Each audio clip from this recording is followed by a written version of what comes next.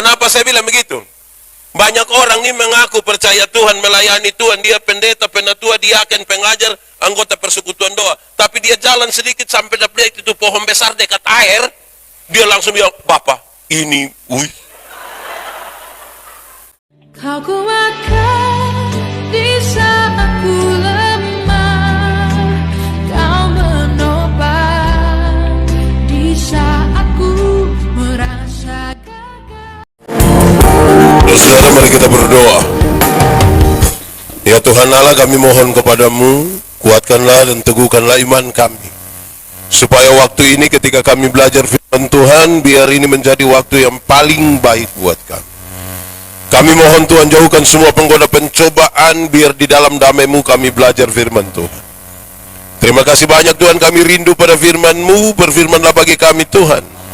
Di dalam nama Yesus hidup itu kami berdoa. Amin. Mari silakan duduk semuanya. Bapak Ibu Saudara-saudara semua yang dikasihi dalam Tuhan, Shalom. Dalam sukacita kita di malam hari ini, kepada saya diberikan tema yang saya kira luar biasa ini, meretas harap melepas milik. Sebuah refleksi dari Injil Lukas pasal 14 ayat 25 sampai ayat yang ke-23. Mari kita buka Injil Lukas pasal 14 ayat 25 sampai ayat yang ke-33. Yang sudah dapat katakan amin. Amin, betul. Separuh dia tidak buka Alkitab, amin. Itu dia mulai tipu itu. Oke, segala sesuatu harus dilepaskan untuk mengikut Yesus.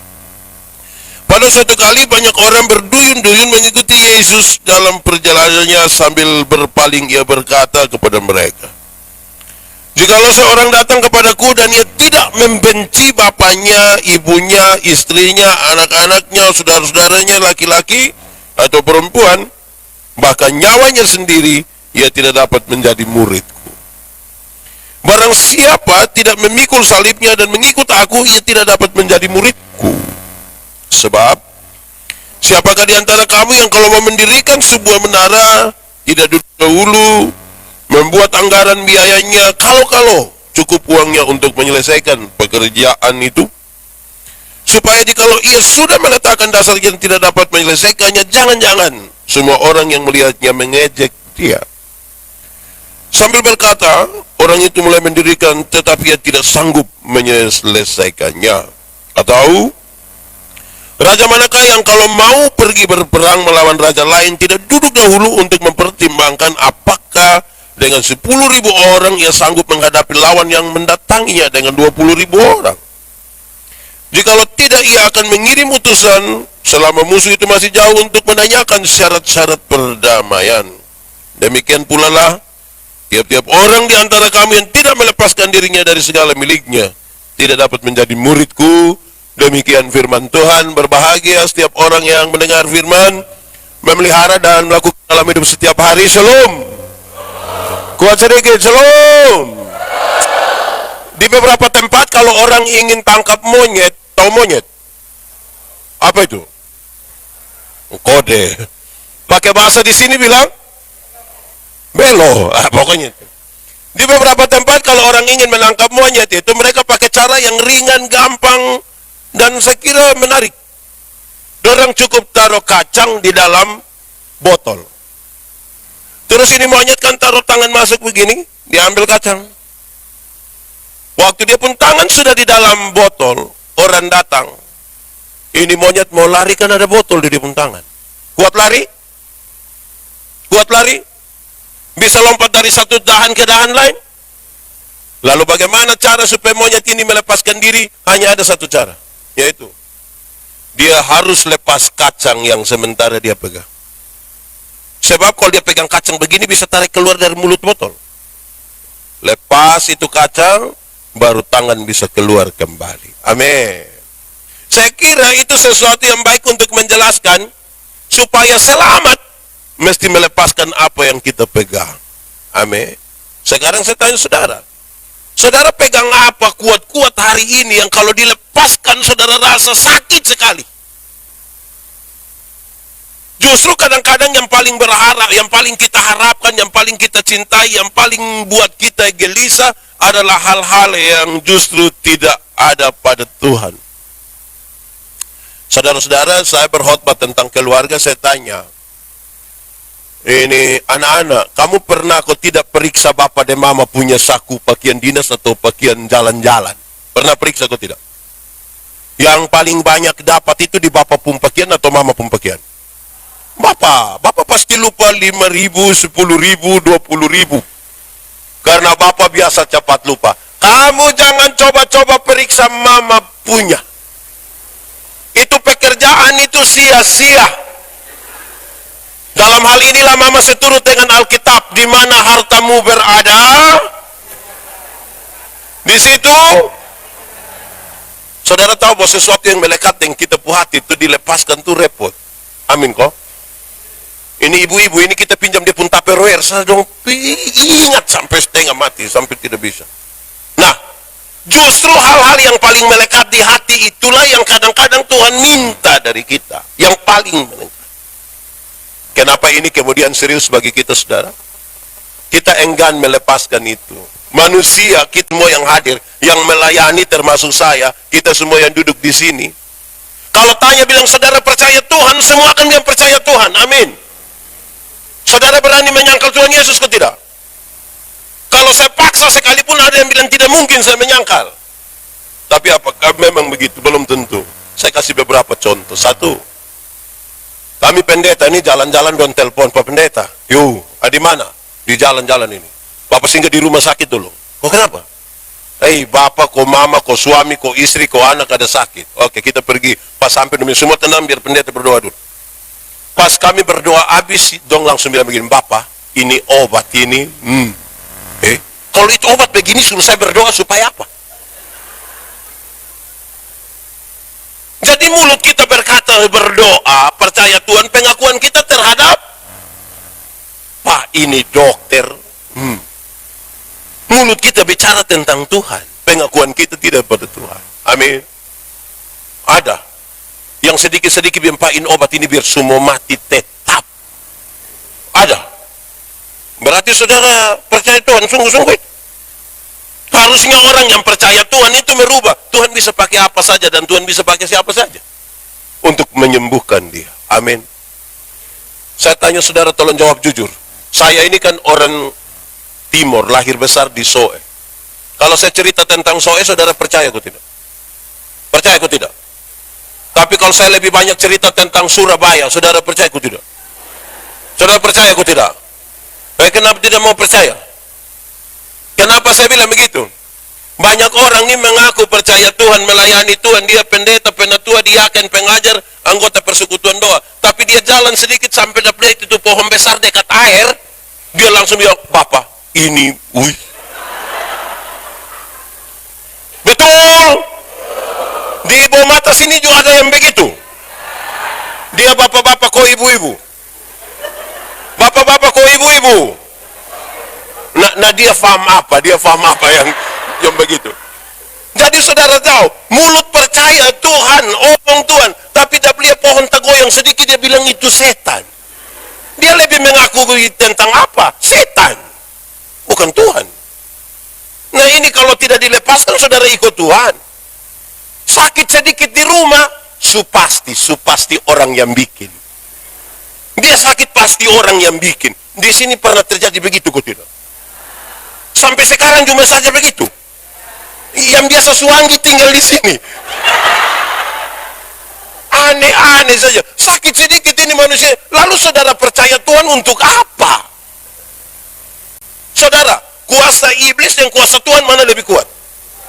Yakin? Betul. Berarti kuasa Tuhan lebih besar dari kuasa iblis. Lalu kenapa saudara sedikit-sedikit bilang ini setan yang buat? Sampai saudara tahu, saya mau kasih tahu, ada banyak orang karena takut begitu, dia belum vaksin.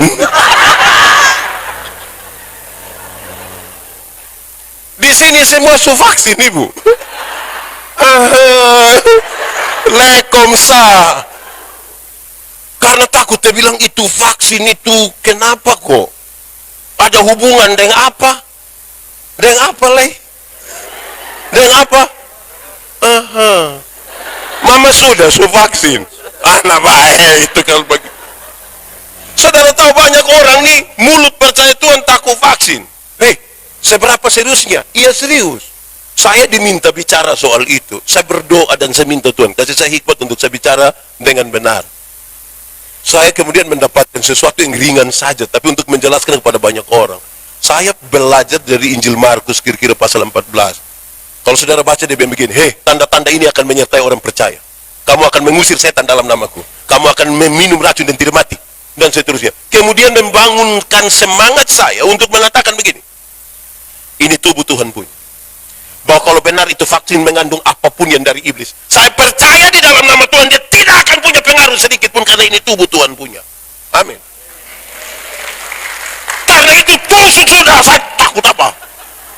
Tapi banyak yang tidak tahu lagi, tidak. Ini nenek dong, vaksin. Tidak mengerti lagi, tidak. Kamu ini vaksin, kamu ini. Kenapa sudah? Jadi saudara, kadang-kadang kita mulut saja mengatakan Tuhan. Tapi belum tentu kita percaya Tuhan. Nah, yang model begini Tuhan bilang, kalau kamu tidak melepaskan ini, bagaimana sekarang kamu ikut Tuhan? Ini serius kenapa? Pembacaan tadi dimulai dari begini. Ada banyak orang berduyun-duyun ikut Tuhan. Lalu orang-orang yang ikut Tuhan itu ikut serius kok, belum tentu. Kita bisa bedakan mereka. Pertama, ada yang mau ikut kok tengah-tengah sah. Ada yang mundur. Pokoknya rame di mana dia di situ, rame di mana dia di situ. Di bawah mata sini ada. Dia ada di sini. Nah, dia pakai baju warna apa dong? Yang rame-rame dia pi. Saya ini kadang-kadang heran ya manusia begini dong ini. Sebagai pendeta jemaat ini kadang-kadang saya heran. Kenapa? Kalau ibadah syukur begitu. Pas ibadah itu, waktu ibadah orang sedikit. Pas makan.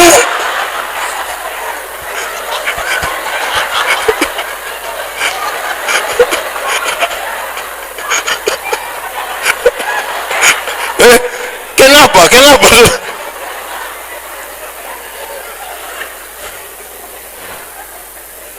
Waktu ibadah orang pas makan banyak kok sedikit. Dong datang dari mana? Sudah. Ini yang kita bilang kita mau ikut Tuhan. Ada masalah serius di situ.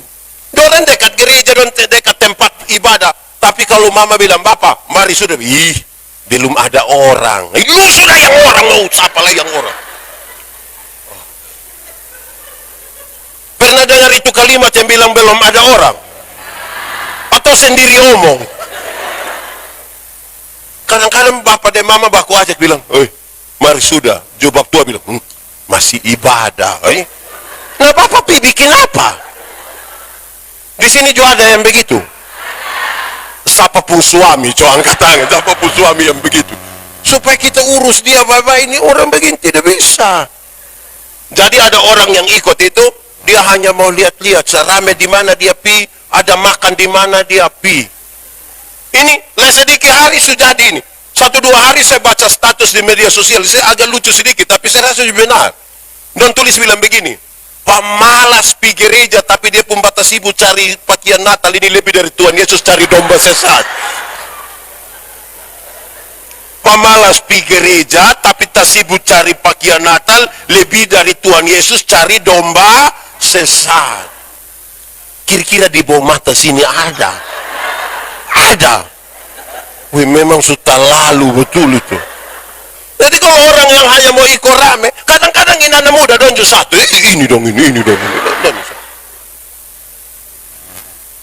Orang sidi donjo sidi, baru datang sengaja omong sedih-sedih. Apakah jawabmu? Dong sengaja, iya. Saya percaya dan kamu berhenti. Stop.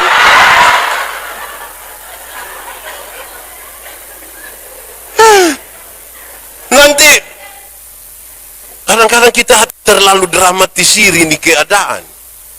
Bikin diri ke rohani-rohani saja, padahal tidak. Lalu yang begini ini yang kita bilang kita pengikut Yesus.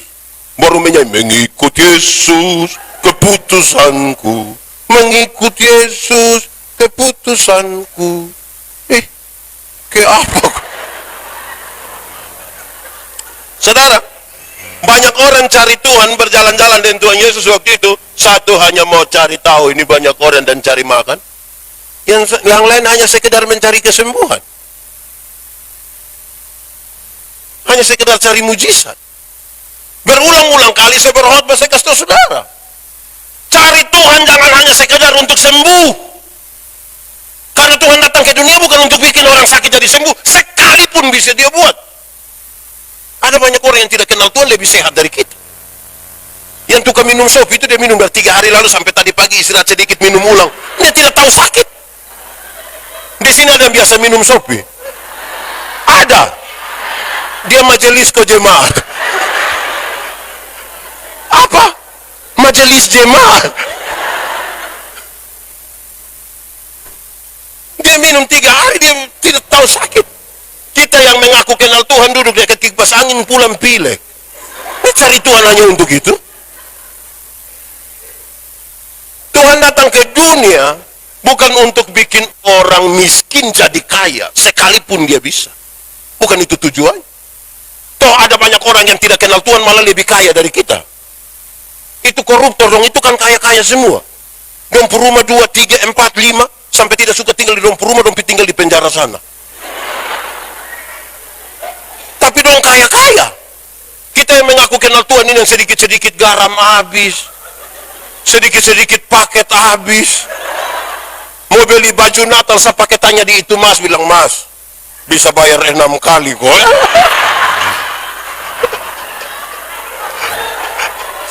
Di sini ada yang suka tawar baju dong kok. Aneh. Lalu Tuhan datang ke dunia untuk apa? Tuhan datang ke dunia untuk menebus dan menyelamatkan saya dan saudara. Amin. Karena itu saya kira kalimat Yesus ini jadi penting. Carilah dahulu kerajaan Allah dan kebenarannya, selamat dulu, baru yang lain itu di kekayaan kehormatan di, umur panjang di, jabatan di, istri di.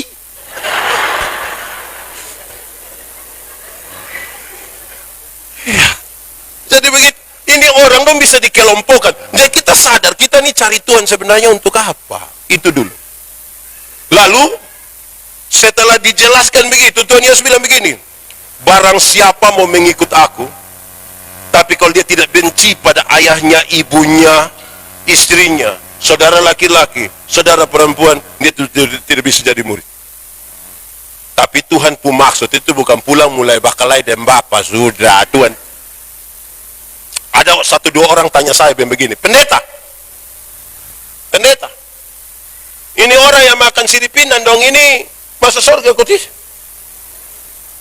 Saya kasih tau dong bilang begini, segala sesuatu yang menggantikan posisi Tuhan, Anda sementara menyembah berhala. Segala sesuatu. Yang bergerak sedikit dia bilang, pokoknya kalau saya tidak bisa mati sudah, saya mati sudah. Segala sesuatu. Ketergantungan manusia terhadap segala sesuatu yang menggeser Tuhan punya posisi, dia sementara menyembah berhala. Saudara tahu, ada banyak ibu takut kepada suaminya untuk beribadah sekalipun. Saya urus beberapa rumah tangga yang begitu. Ada satu ibu di Sabu yang kemudian dia punya pernyataan yang luar biasa. Dia bilang begini, karena setiap kali dia pergi gereja pulang, dia punya suami pukul dia. Setiap kali pergi, dia kasih tahu dia punya suami, Bapak bisa pukul saya pun tubuh, tapi tidak saya pun jiwa. Tidak saya pun iman kepada Tuhan. Gitu. Tapi ibu-ibu separuh kita bilang, kenapa begitu? Tahu sendiri, Bapak.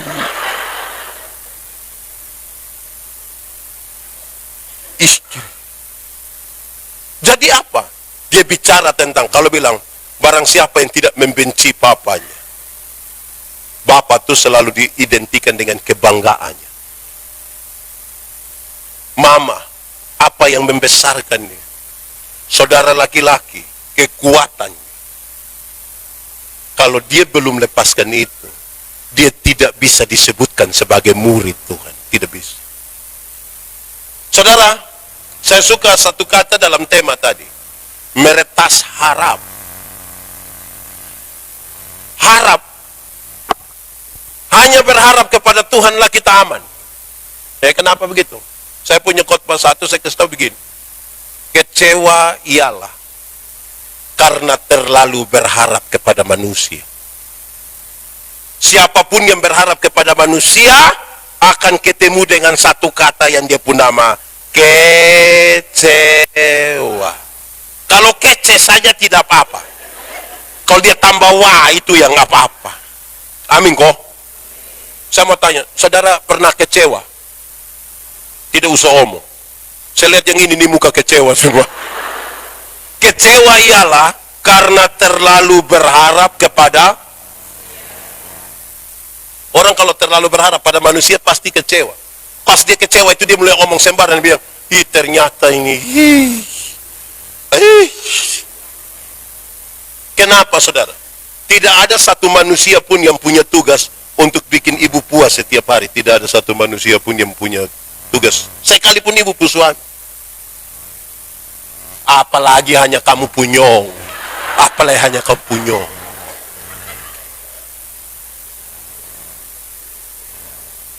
Itu akan tidak kuat.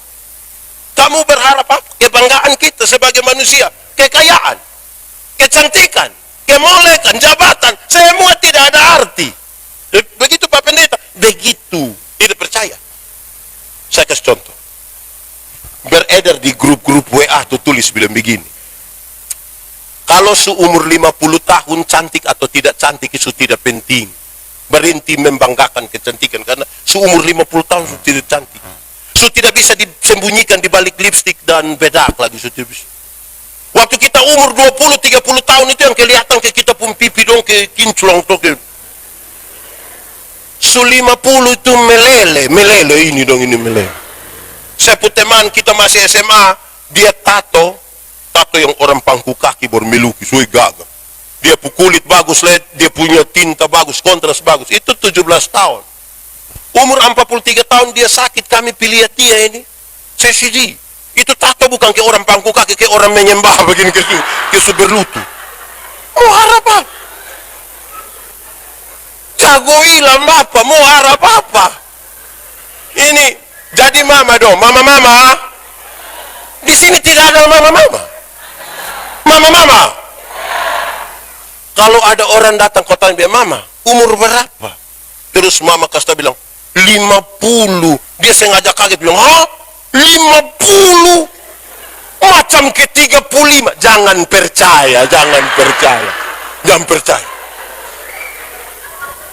Masa umur 50 sama ke 35, nah yang 15 gimana?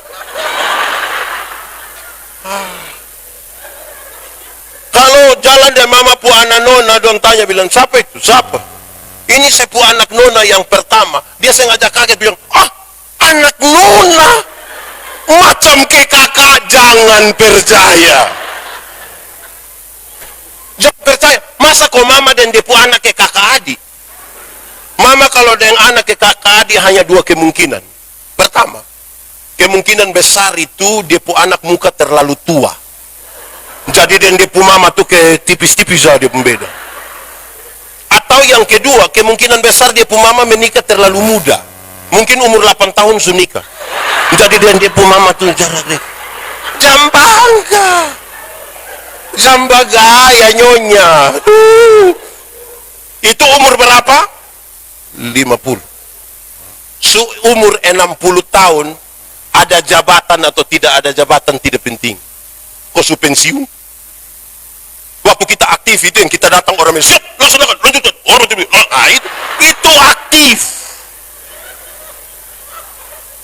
Su pensiun kok mau terima pensiun di kantor pos, anak kecil yang baru honor 3 bulan dia lihat kita dari jauh, baru dia bilang, tua,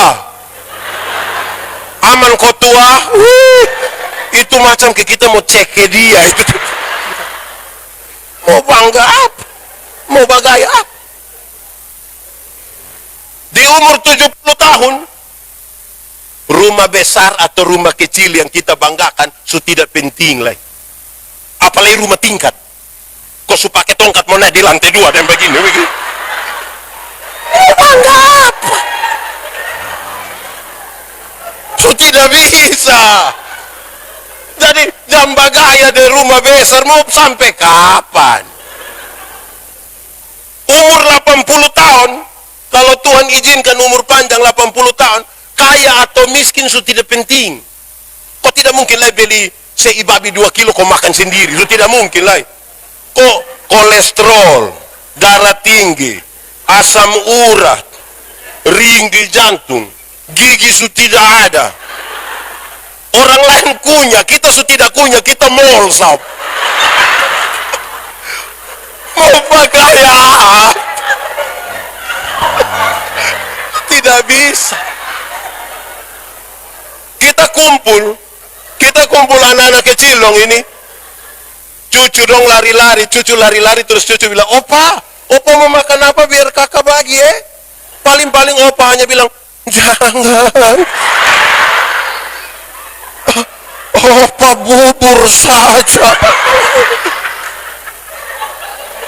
Oh apa nih? Jadi saudara, saya mau bilang pada saudara, itu begini. Maksud dari teks ini, semua harapan pada kekuatan manusia itu sia-sia. Lalu saudara ingin selamat, tapi berharap pada kekuatan manusia, tidak mungkin. Mari kita bawa dia pada sisi rohani. Bangsa Israel, orang-orang Yahudi sangat hebat. Kenapa hebat? Mereka umur 5 tahun, itu hafal 10 hukum, umur 5 tahun. Bukan kita pun dong ke semua nikah bertanya bilang hukum ke-6 apa. Nong 5 tahun. Umur 10 tahun menghafal 613 bab penjabaran dari hukum Taurat. Di umur 13 tahun ketika menjadi anak Taurat, semua yang mereka hafal, semua mereka lakukan. Saudara bisa bayangkan, yang dihafal dilakukan semua, tapi mereka sadar. Kalau gagal satu, gagal semua. 10 hukum, 613 pasal, masih ada peraturan hidup setiap hari itu ribuan jumlahnya, gagal satu, gagal semua. Apakah Anda bisa masuk surga dan melakukan hukum-hukum itu? Don sadar bahwa tidak mungkin. Apakah itu yang dibanggakan ke saudara lebih rohani dari orang lain? Tidak. Kekuatan itu hanya bisa dari Tuhan, karena itu Tuhan datang dan menebus kita. Ini kakak, marsindol kakak, laki-laki, mari. Masa? Ini contoh orang-orang pekabaran Injil yang saudara tahu. Tosok kau. Ini orang-orang pekabaran Injil suka pakai contoh ini, tapi saya kira baik untuk kita lihat. Anggap saja ini tangan Tuhan, ini tangan orang berdosa. Jadi minta maaf. Nah, minta tolong, coba kak pegang beta, kuat, tambah kuat, lebih kuat, tambah lagi, lebih lagi. Ini paling kuat. Oke, beta tanya sekarang. Pegang kuat begini, ini 1 detik bisa? Bisa. 1 menit bisa? Bisa. 1 jam bisa? Son bisa. 1 hari bisa? Son bisa. 1 tahun bisa? Son bisa. Semakin kuat dia pegang, semakin cepat dia lepas. Karena itu teori untuk keselamatan begini. Jangan lu yang pegang Tuhan, biarkan Tuhan memegang engkau. Supaya sabar kok orang ngomong habis. Biarkan Tuhan yang pegang engkau, jangan engkau yang pegang Tuhan. Supaya di mana engkau letih lesu tidak berdaya, seolah-olah engkau ingin terlepas dari Tuhan, tangan Tuhan tetap akan memegang engkau. Selamat sampai Tuhan. Aku tahu kan hari. Saudara tidak tahu ini lagu? Nah, kenapa suruh saya solo? Tak ku tahu kan hari esok, namun langkahku tegak. Bukan suryaku harapkan, karena surya dan lenyap. Oh, tiada ku gelisah akan masa menjelang. Ku berjalan serta Yesus, maka hatiku tenang. Banyak hal tak ku pahami dalam masa menjelang, tapi terang bagiku ini tangan Tuhan yang pegang. Tapi terang bagiku ini tangan Tuhan yang pegang. Itu yang harus menjadi pengakuan kita, supaya kita melepaskan itu. Tuhan sebenarnya tidak pernah suruh kita marah orang tua, tapi Tuhan takut dalam tanda petik. Jangan sampai kita harapan kepada orang tua itu akan selesai. Sama kasih saudara, ada banyak orang tua merasa sendiri malah sekarang. Bukan karena dong tidak ada anak, tapi anak dong mulai jarang perhatikan dong. Betul kok tidak orang tua? Betul kok tidak? Anak dong sujaran bang dan dong pun bapak mama. Tapi pas bapak dan mama sakit sedikit dong langsung sampai bilang tes sertifikat.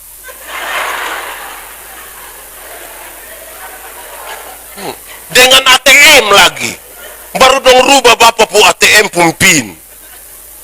Nah, kecewa berharap pada orang tua. Oh, sampai kapan orang tua tambah hari tambah lemah, anak-anak dong tambah hari tambah kuat, dorang menuju pada karier untuk ke puncak. Bagaimana dong bisa saling berharap? Tidak bisa. Harapan kepada manusia akan buat kita kecewa. Anda berharap pada penguasa, dia bertahan berapa lama? Banyak orang jadi korban, setelah tahun ini dia dukung yang ini. 2024 ganti. Pikiran kok tidak? Mau pindah dari Taiwan? Berharap pada manusia kita kuat berapa? Tuhan mau semua yang dia kasih kita, orang tua, keluarga, itu kita bergandengan tangan sama-sama untuk kemuliaan Tuhan. Saya menikah dengan ibu pendeta. Waktu itu Pak Pendeta Eben Ubantimo, ketua majelis Node. Dia datang, dia kasih nasihat pernikahan, dia bilang begini, Bapak Ibu Pendeta, kepada satu Tuhan yang sama kamu berjanji untuk dua hal yang berbeda. Kepada itu Tuhan kamu dua berjanji untuk menjadi hamba Tuhan yang setia.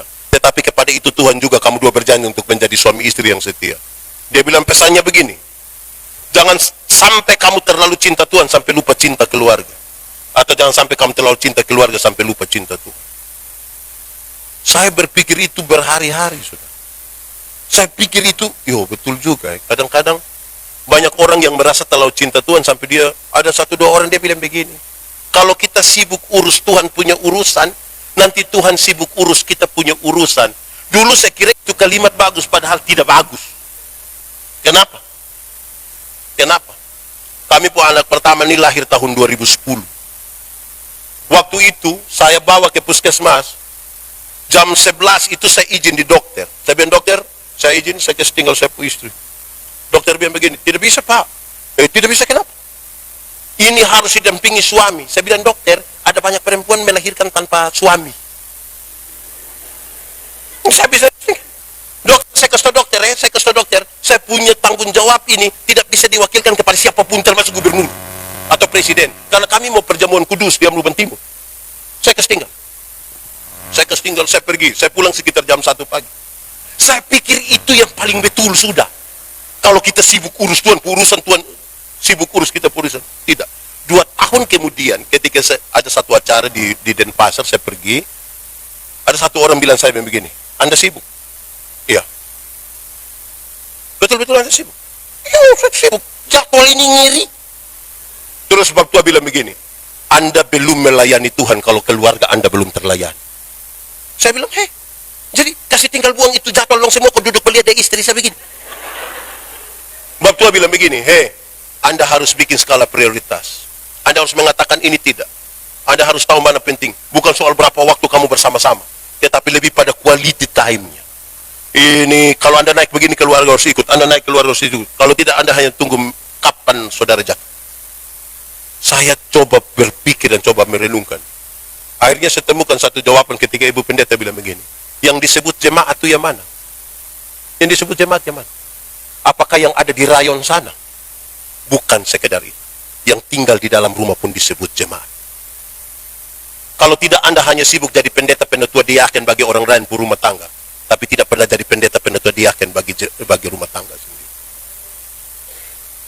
Karena itu Tuhan bilang, mulailah dari Yerusalem, Yudea, Samaria, terus kemana? Ujung bumi. Banyak yang mulai dari ujung bumi. Pulang sampai rumah anak dong sudah tidak sekolah semua. Baru dia bilang, mangkali ini saya pun salib. Bukan salib. Itu engkau pun bodoh. Jadi bersama-sama dengan suami, istri, anak-anak, bersatu untuk kemuliaan Tuhan. Bukankah setengah dong? Banyak orang ingin punya istri, tapi belum menikah. Banyak yang mau ada suami, mah belum. Kamu tidak usah renungkanlah, kamu kecil-kecil begini dan ini. Ada yang rindu ada anak, tapi tidak ada. Belum ada sampai hari ini. Kita dikasih anak, lalu telantarkah? Bikin baik-baik. Tuhan mau begitu. Kalau tidak, saudara-saudara, apa yang kita baik? Itu kenapa yang di situ dong, kenapa? Itu serius, saudara-saudara. Kalau tidak, kita repot. Saudara tahu, itu serius. Kadang-kadang dia memegang kita terlalu kuat sampai kita lupa Tuhan. Kita lupa. Saudara tahu, ada banyak orang, kita orang tua nih, ketika anak, apalagi anak kecil sakit, di kita otak hanya satu, yang penting dia sembuh. Entah dia pun cara mau berkenan kepada Tuhan, kok tidak, kok yang penting ini yang Tuhan mau kasih tahu. Kalau ikut Tuhan kok hanya yang penting sembuh, ya tidak bisa. Karena kita seringkali diperhadapkan pada 3 kondisi. 1, ada waktu di mana mama mau dan Tuhan juga mau. Mama mau sesuatu, Tuhan bilang, boleh. Pernah alami? Kita mau sesuatu, Tuhan mau, pernah alami? Kan saudara kepingin bersaksi di banyak tempat kan? Karena Tuhan mau, kita mau, Tuhan juga. Tapi yang kedua, ada waktu di mana mama mau, tapi Tuhan tidak mau. Pernah alami? Saudara mau sesuatu, tapi Tuhan bilang, tidak. Waktu Tuhan bilang tidak, apa yang saudara akan bilang? Saudara kecewa. Saudara banding-banding. Tuhan Eko itu manusia tidak pernah gereja. Tuhan Eko, dia hidup kepu enak, ganti-ganti oto. Grab.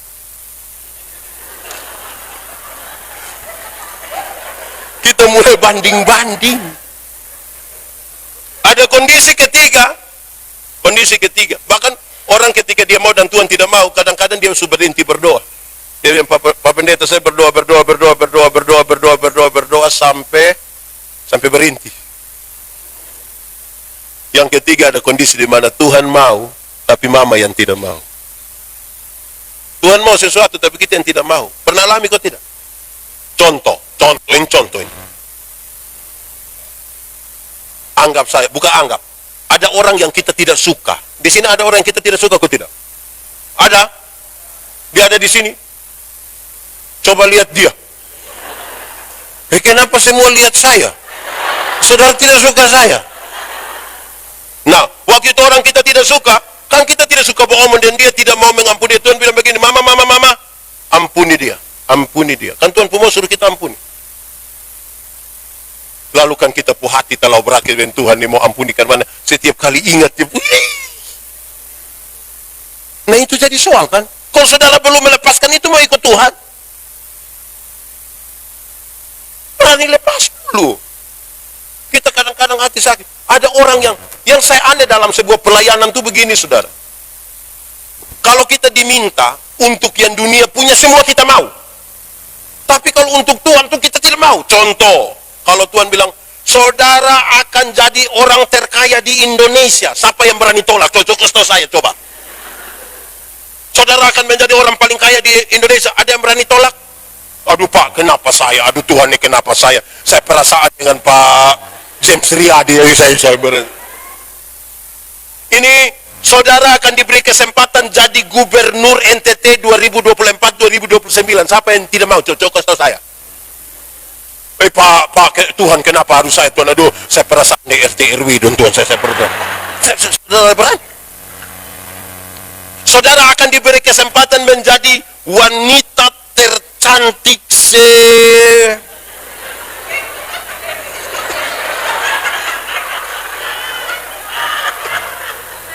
saya ikut CTB nula. Lalu saudara bilang, aduh Tuhan kenapa saya Tuhan? Kenapa harus saya Tuhan? Aduh saya perasaan dan putri Indonesia Tuhan, saya perasaan.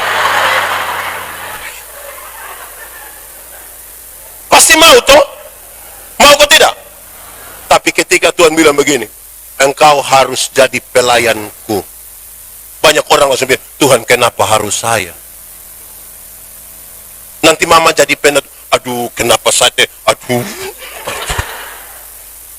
Suruh jadi orang kaya mau, suruh jadi pemimpin mau, suruh jadi manusia tercantik mau. Waktu disuruh melayani, bilang, kenapa harus? Di sini juga ada yang begitu. Yang masih kuat-kuat kok kita panggil dia melayani. Ui, Bapak bisa terima untuk jadi pelayan di kategori pemuda. Ui, Bapak, saya sibuk. Itu omong sibuk itu ke derajat naik sedikit itu. Jadi dia omong sibuk tuh ekspresif sekali. Ui, saya sibuk. Di sini ada yang begitu. Ada. Nanti setua-tua kok semua mati dulu baru datang bilang, kalau bisa saya diaken. Nah yang masih kuat-kuat itu di mana? Mau harap apa begitu? Ya saudara, itu yang mengherankan. Nah saudara dengar sekarang, lebih lanjut. Untuk percaya Tuhan ini saya tidak ragu belum saudara percaya. Kita bicara hal-hal teknis bukan teori sekarang. Saudara lihat ya. Tuhan bilang begini. Kamu akan menjadi muridku. Murid. Bukan siswa. Su sekolah. Oh, su libur. Su sekolah. Di mana? Di mana? SMP apa? Murid. Dengar penjelasan tentang murid. Waktu berbicara tentang murid, Tuhan mau kasih tahu begini. Kalau saudara nonton film kungfu dulu, film-film kungfu dulu, kalau ada orang berkelahi, kok itu satu buka jurus begini. Langsung yang tahu dia bilang, lu siapa pemurid toh? Dari dia pun jurus, orang mengenal gurunya. Amin toh?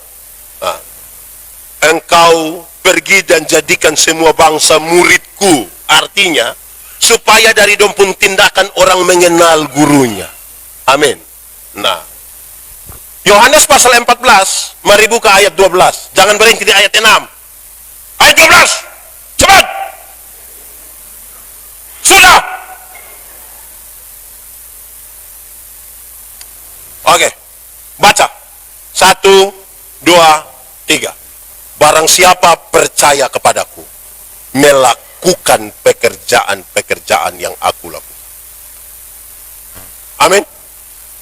Jadi saudara mengaku murid Kristus, bukan di mulut, tapi apa yang Kristus lakukan, itu yang saudara lakukan.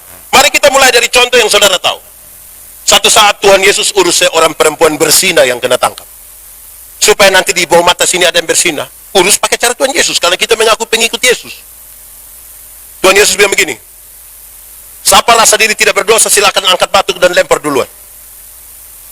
Ada yang berani? Yesus tanya, don di mana? Don sepulan Bapak. Don lempar kau tidak? Terus Tuhan Yesus bilang kepada yang perempuan, engkau, pergilah dan jangan berbuat dosa lagi.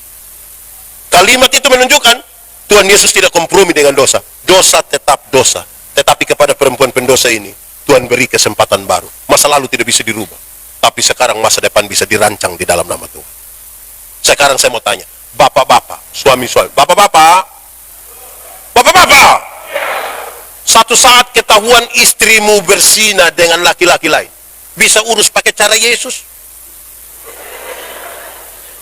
Piko kasih tahu tua bilang, Bapak, pergilah.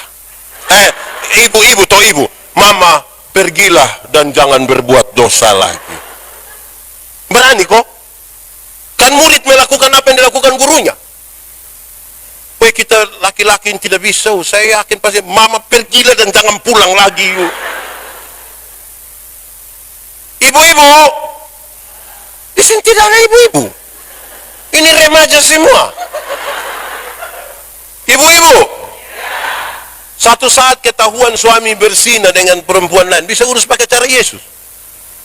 Cari bapak bilang, Papa, pergilah.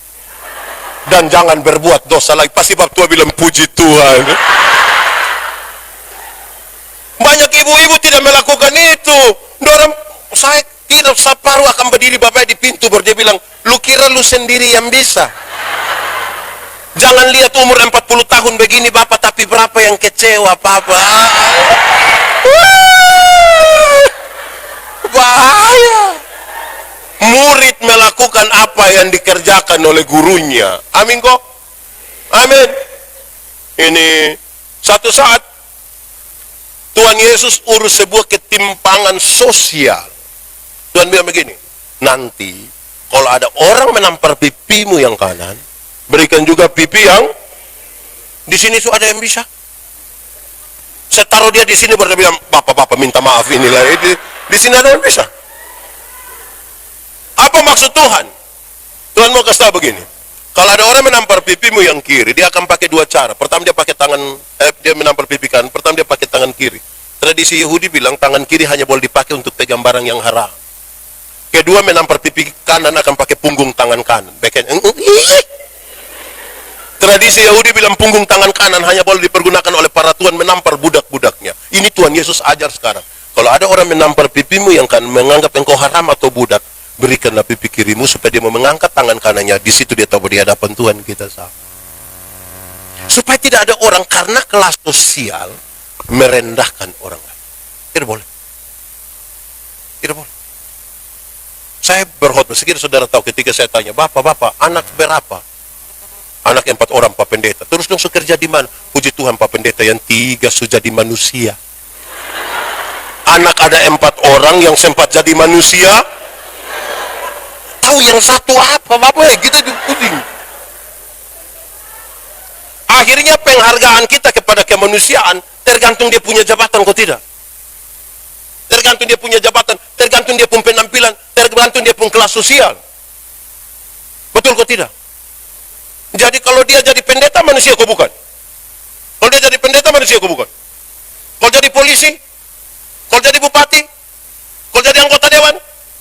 Tapi kalau kamu tamat SMA kok tidak ada kerja, kamu pun bapak bilang kamu bukan manusia. Kadang-kadang kita nih hargai orang, lihat dia pun penampilan.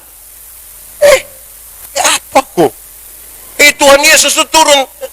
Saya baru 2 hari, ini hari apa? Hari Senin kemarin saya berkhotbah tentang makna palungan. Palungan punya makna tuh menarik. Itu makanan, tempat makan hewan. Manusia yang dianggap budak, diperbudak oleh dosa atau diperbudak oleh tentara Romawi waktu itu, mereka budak itu kelasnya sama dengan binatang, dia bukan manusia. Tuhan turun sampai ke tempat di mana orang dianggap tidak layak bagi kemanusiaan. Terus di situ dia bilang, aku tidak lagi menyebut kamu hamba, budak, tapi aku menyebut kamu sahabat. Dia angkat kita sedikit. Di palungan itu biasa ditaruh apa? Makanan hewan. Sekarang dia bilang, kamu lihat apa yang ada dalam palungan. Yesus. Yesus untuk apa? Inilah tubuhku yang dipecahkan bagi kamu. Inilah darahku yang ditumpahkan bagi kamu. Supaya kamu yang diangkat menjadi sahabat. Bersama-sama dalam kekekalan bersama Kristus di surga. Makananmu bukan lagi makanan binatang, tapi tubuh dan darah Kristus yang menjadi. Serius. Kenapa lihat saya? Iya. Karena kita nih, saya punya pengalaman minggu lalu yang saya mau marah juga salah, tidak marah juga saya senyum.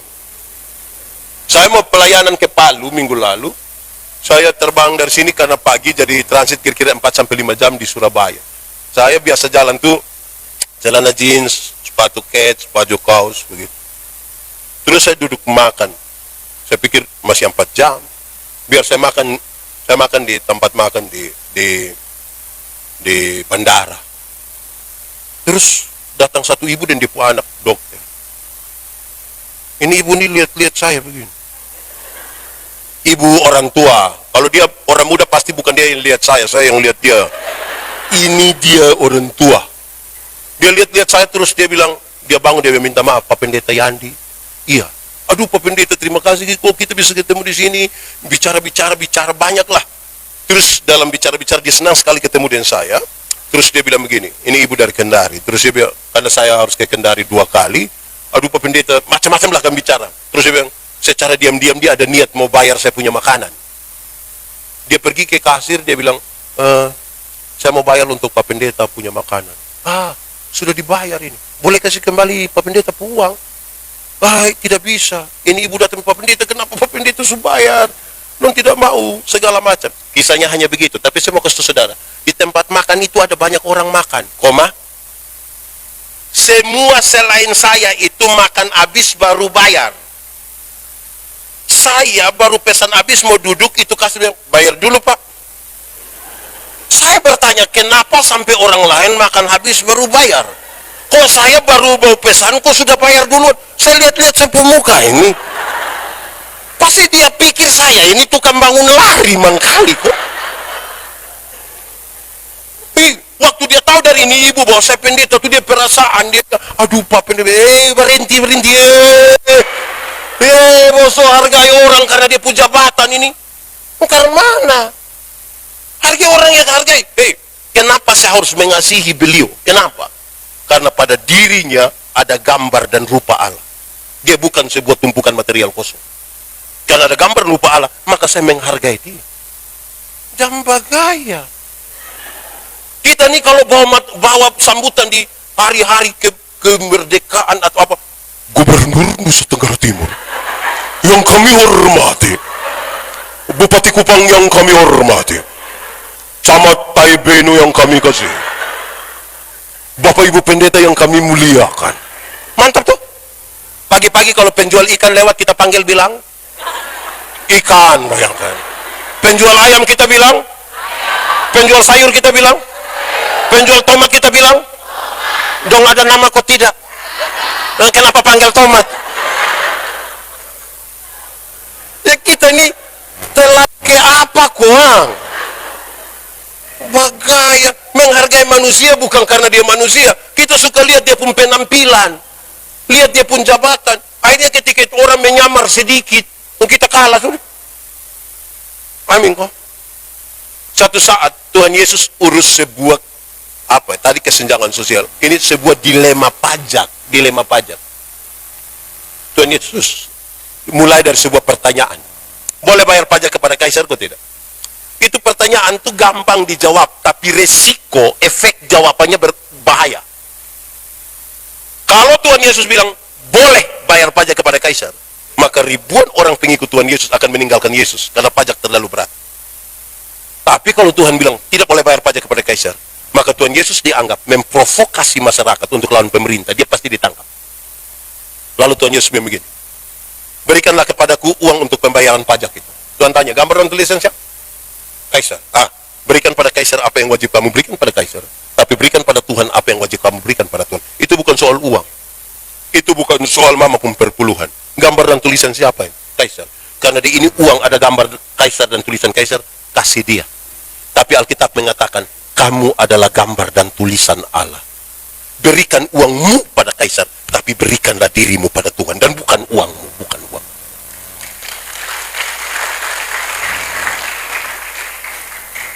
Supaya jangan ada orang bilang, Pak Pendeta, saya memang tidak pergi gereja Bapak, tapi saya pun persembahan pi.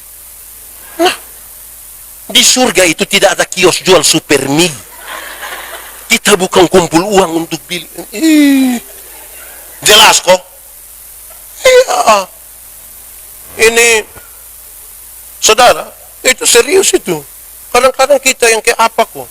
Saya punya potongan video satu beredar sangat luas sampai luar negeri ketika saya berkhotbah dalam sebuah acara, ya, itu acara Natal, tapi dalam sebuah ketegangan yang serius antara pemerintah dan wakil rakyat.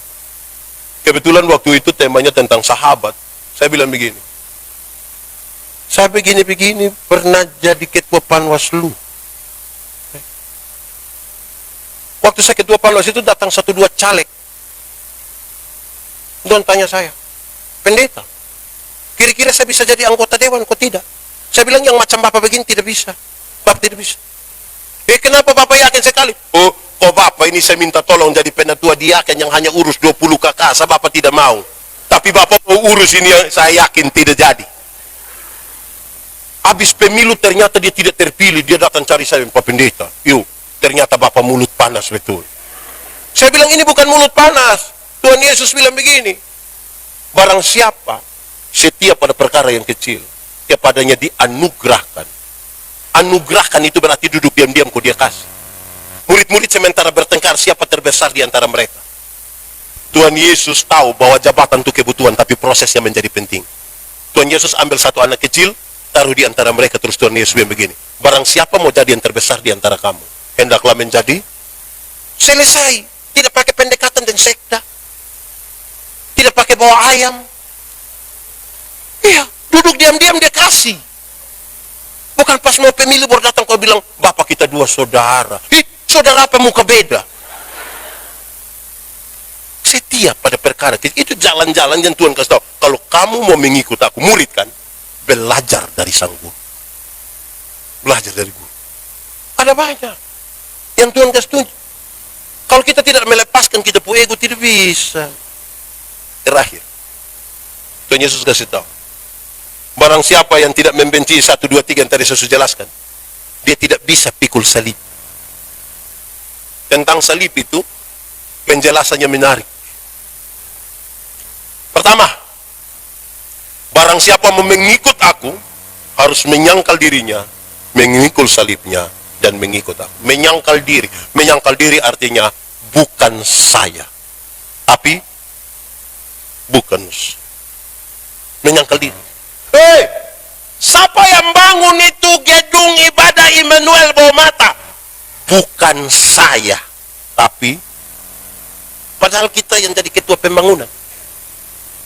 Kita yang kumpul uang setengah mati kok, kasih ini amplop pembangunan separuh kasih, mama ngomel kita setengah mati. Waktu tanya, siapa yang bangun? Maaf, bukan saya, tapi bayangkan kalau kita tanya, siapa yang bangun itu gedung Immanuel? Dia bilang, bukan saya Pak, cocek sa. Oh, nah kalau dia sudah begitu Pak, cocek itu hari kalau bukan yang ini, ini dikit. Bukan oto jalan dari sini, terbalik di Camplong, tinggal 2 orang yang selamat. 1 orang percaya Tuhan, 1 tidak percaya Tuhan. Yang percaya Tuhan akan bilang, untung Tuhan saya selamat. Untung. Yang tidak percaya Tuhan bilang, untung tadi saya lompat cepat-cepat. Di satu peristiwa yang sama. Untung. Begitu. Ada orang susah, orang sakit-sakitan datang kepada kita. Singkat cerita kita tolong dia, dia sukses, dia senang. Dia bawa kesaksian itu di mana-mana. Berita sampai di kita telinga. Kira-kira kita bilang, itu hari datang sini semua mati Pak. Untung. Jadi menyangkal diri dulu bos.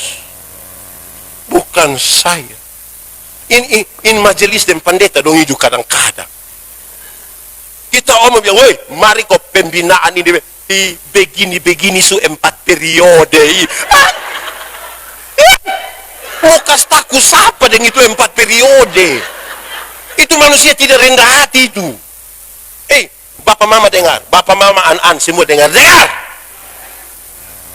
Pintar itu selalu terbatas. Jadi kalau mau ada pembinaan mesti jalan. Karena pintar itu terbatas. Bodoh itu yang tidak ada batas. Bodoh itu yang meleleh saat begitu dia. Jadi mari kok kita memang jangan bagai begini 4 mau kasih takut siapa? Kita ke apa kok? Di sini ada, di sini. Nah, itu sudah. Menyangkal diri, bukan saya. Kedua Tengok tentang salib. Kosuke Koyama, dia bilang begini, tidak ada gagang pada salib. Handle tidak ada. Anda tuh yang main di tanpa gym itu, dong bisa angkat barbel, beratnya 60 kg. Karena ada di pegangan. Tapi kalau ada semen tambah pasir 60 kg, taruh di karung tanpa pegangan, dia bisa angkat. Sama-sama 60 kg. Tidak bisa. Karena tidak ada pegangan yang gampang untuk dia pegang. Di salib tidak ada pegangan.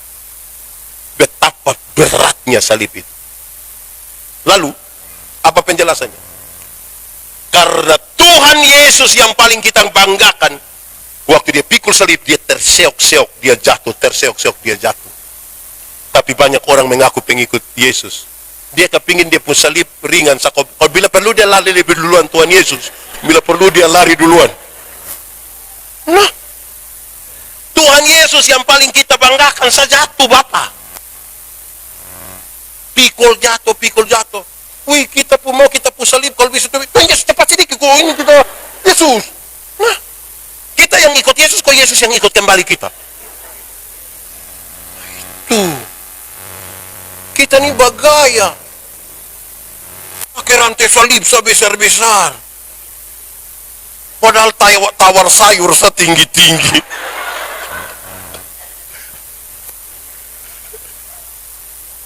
Iya, di bawah mata sini ada itu. Itu ibu-ibu dan di sini. Nenek sayur berapa? Ini nenek senang 3.000 mah. Ih, 3.000. Bisa 9.000. Kadang-kadang tambah satu kalimat, bisa 9.000, kok nenek dong tanam sendiri juga. Itu beta yang jual, beta bilang bawa Faris, saya bawa Faris. Tawar sayur 3.000 jadi 9.000, padahal turun dari Auto Avanza. Di tangan kanan ada iPhone, tangan kiri ada Samsung, masih ada Nokia lagi dalam tas. Pakai rantai salib seberat 1 kilo mengkali. Tawar sayur bagaimana setelah lalu tuh. Kayak apa kuang kita ini? Salib. Ketiga, tentang salib Alkitab bilang begini. Kalau saudara belajar dari surat Petrus, dia kasih tahu. Salib itu identik dengan penderitaan. Tapi, tidak semua penderitaan itu salib. Saya ulangi. Salib identik dengan apa? Penderitaan. Tapi, tidak semua penderitaan itu, Petrus bilang begini. Kalau kamu harus disiksa, kamu dianiaya, kamu dimasukkan di dalam penjara oleh karena namaku, itu salib. Tapi kalau engkau pencuri beronda Pak Ame dong pokok engkau sampai bangka-bangka, itu bukan salib. Bisa bedakan kalau dia pun maksud. Kira-kira kalau pencuri orang pun jago karena pokok, itu menderita kok tidak? Menderita kok tidak? Sama-sama penderitaan toh? Tapi itu bukan salib. Lenane abakat. Jelas yang saya maksudkan? Nah, karena itu saudara, tidak semua penderitaan itu salib. Contoh, orang suka minum sopi. Minum, begini dia mulai batuk-batuk, rasa kemana begitu. Diperiksa di Prodia. Hasil keluar datang, dia pu hati sebelah tidak ada. Separuh hati telah pergi. Terus dia bilang, ampun Tuhan, ampun. Tuhan kasih ampun kau tidak? Tuhan kasih ampun kau tidak? Tuhan kasih ampun kau tidak? Kasih! Tuhan terlalu baik. Dia kasih ampun. Waktu dia kasih ampun habis itu separuh hati yang telah pergi itu pulang kembali. Apa? Cuma mengerti maksud toh? Itu yang dia pun nama konsekuensi. Untuk pengampunan Tuhan terlalu baik. Tuhan itu terlalu baik. Amin toh. Itu separuh hati yang super gitu. Tetap dia akan bikin kita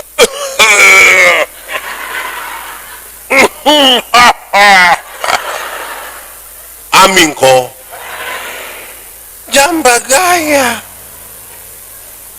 Jadi salib identik dengan penderitaan. Ini bapak-bapak don ju satu. Kita omong don bilang, kok isap rokok ju mati, tidak isap ju mati. Di sini pernah dengar yang begitu, Mam? Itu bab tua yang ngomong dong, ada di sini itu bab tua. Ini saya pun bapak mantu itu kalau dia masih hidup, mungkin ini besok itu dia berulang tahun 22 SM. Ini saya pun bapak mantu itu dia sakit gula. Tapi orang sakit gula tuh larang apa, itu yang dia mau. Bapak tuh kalau sudah terima pensiun, dia beli kopi, dia beli gula. Supaya anak-anak dalam rumah jangan tahu, dia kadang-kadang taruh di lemari pakaian. Kalau anak-anak orang dapat ketemu bapak nih tidak bisa jaga kesehatan, bapak jawab yang begini, kok paling mati. Satu saat bapak tua drop gula, masuk rumah sakit. Anak-anak semua ada, menantu juga ada. Saya datang paling terakhir. Woi, saya lihat saya pun bapak mantu. Saya sampai saya bilang begini, kok paling mati. Bapak tua bilang, jangan omong begitu. Jadi ini orang tua dong tolong anak-anak dong omong, papa dengar sedikit lah. Amin kok. Di sini ada yang orang tua keras kepala, ada orang tua yang dong mama-mama yang duduk di muka ini kan. Anak-anak omong itu juga untuk potong pumbai. Amin kok. Kadang-kadang kita ini kikan mana kok? Jadi saudara-saudara begitu. Saya anak nona ini biasa togor-togor saya. Kadang-kadang kalau dia tidak suka saya, dia tidak mau omong dengan saya dari sini pilih dari sana tadi. Aduh, saya sakit hati betul ya anak. Lu tidak tahu bapak pu cinta bagi besar. Baik, saudara-saudara, saya kira itu yang paling penting. Paling tidak untuk dua hal. Harapan di dalam Tuhan harus berani kita taruh dia lebih tinggi. Barang siapa mau mengikut aku, tidak pantas bagi dia kalau dia masih menoleh ke belakang. Barang siapa dia bilang begini, ada satu orang bilang, Tuhan saya mau ikut engkau, tapi tunggu saya tegur saya pun bapak mama, dia bilang itu tidak layak. Tunggu kok saya pulang lihat saya pun bapak, kok saya urus dia sampai mati, kubur habis baru saya, itu tidak layak. Karena bagi orang yang siap membaca, kalau dia masih menoleh ke belakang tidak bisa. Apa yang dia mau kasih tahu? Dia bilang begini, di bagian atas dia bilang begini, kamu mau ikut aku? Ingat, serigala mempunyai liang, burung punya sangkar. Anak manusia tidak ada tempat untuk meletakkan kepala. Apa maksudnya? Dia bilang begini, pikir-pikirlah dahulu. Pikir-pikirlah dahulu sebelum engkau mengambil keputusan. Karena keputusan untuk mengikut Tuhan haruslah keputusan yang paling tinggi, melewati semua yang menjadi alasan bagimu. Dengan konsekuensi tadi, serigala punya liang, burung punya sangkar, anak manusia tidak ada tempat meletakkan kepala. Hitung-hitung duluan, hitung-hitung baik-baik dulu. Kalau kamu sudah sampai pada putusan, itu putusan paling tinggi. Tidak boleh ada putusan lagi yang lebih tinggi dari itu. Dengan seluruh konsekuensi. Dengan seluruh konsekuensi. Itu penting, saudara. Kadang-kadang kan kita, banyak orang ini mau ikut Tuhan. Dulu Paulus masuk penjara, toh? Dia masuk penjara karena pencuri? Masuk penjara karena melakukan tindakan kriminal? Tidak. Lalu kenapa dia masuk penjara? Hanya satu alasan. Karena dia mau percaya pada Tuhan Yesus.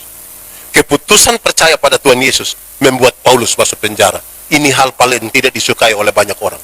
Banyak orang kalau pikir percaya pada Tuhan itu berarti bebas masalah. Banyak orang pikir kalau percaya kepada Tuhan itu sakit kepala cukup tunjuk begini berbilang dalam nama Yesus. Banyak orang pikir kalau percaya pada Tuhan Yesus itu pagi-pagi petugas koperasi datang, Tuhan Yesus kasih keliru dia. Supaya dia pidi tetapi.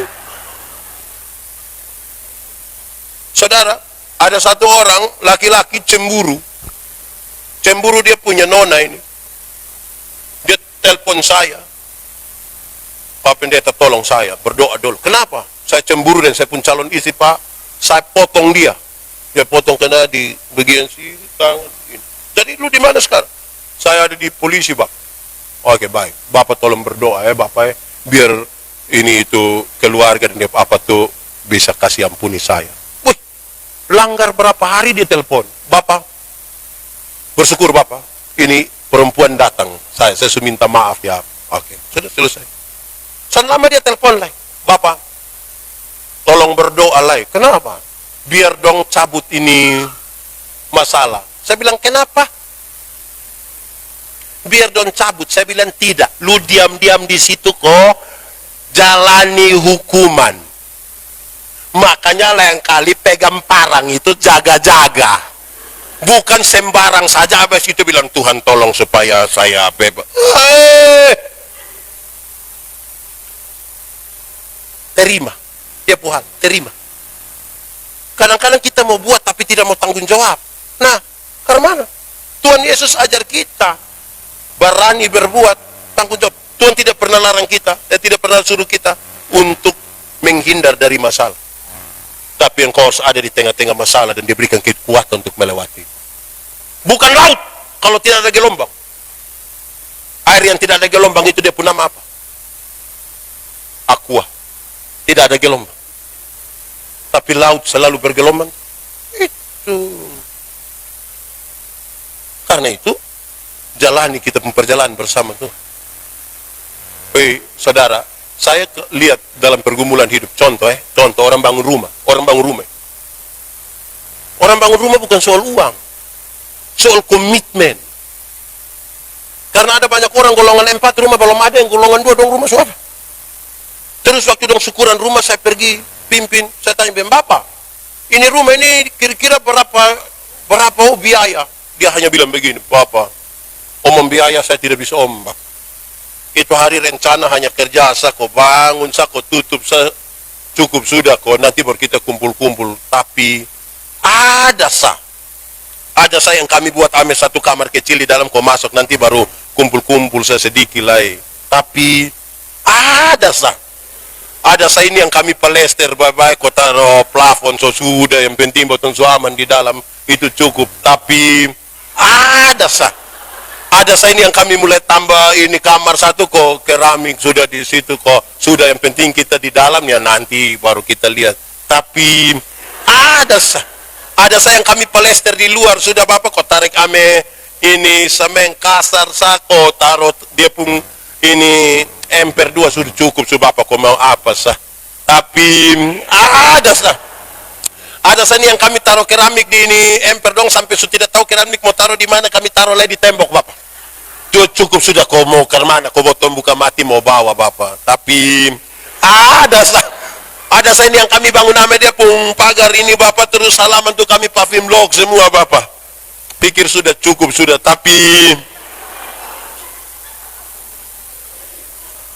jadi berjalan dengan Tuhan itu bukan tanpa pergumulan, tapi ada. Amin kok. Terakhir, ada satu pendeta. Dia pergi pelayanan. Dia pulang hujan besar. Karena dia pendeta, dia berdoa, Tuhan, kasih berhenti ini hujan. Dan ternyata hujan tambah besar. Petir kilat basambar baru ini di hutan. Ada rumah di mana? Dia coba pergi pohon besar satu, tetap hujan deras baru petir. Ini petir pun menyala begitu, ditakut, dia lari, sembunyi kiri kanan. Wih, dia sampai rumah, dia marah-marah, bahasa kiri kanan dia marah. Tuhan, beta layani Tuhan setengah mati ini, baru hanya minta Tuhan, kok kasih berhenti itu hujan, saya kenapa? Dalam dia pun comelan itu, terus dia pikir begini. Kenapa saya bisa sampai rumah? Baru dia pikir, dia pun jawaban.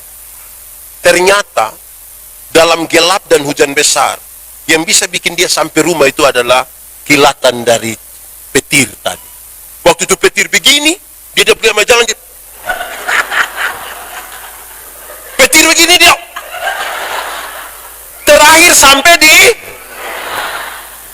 kadang-kadang kita tidak lihat itu sebagai jalan Tuhan. Kita Kita pun pikir Tuhan kasih kita generator, satu kau jalan bawah terang-terang bagi. Sampai lupa tahu bahwa petir-petir itu mengarah. Betul-betul dia jalan menuju jalan ke sana. Amin kok. Tuhan memberkati kita. Mari kita tundukkan.